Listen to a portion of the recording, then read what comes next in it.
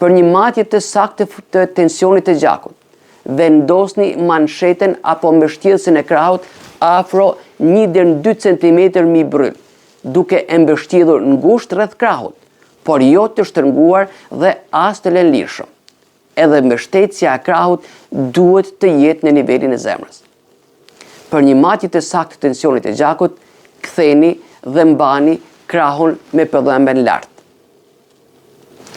Për një matje të saktë të tensionit të gjakut, mundohuni të lokalizoni duke e prekur me gisht enën e gjakut që kalon në pjesën e brendshme dhe qendrore të krahut mbi bryll. Pikërisht aty vendosni diafragmën e stetoskopit, pra pjesën që dëgjon tinguj. Nëse keni respektuar gjithë këto që përmendëm më lart, matja dhe vlera e gjetur do të jenë të sakta.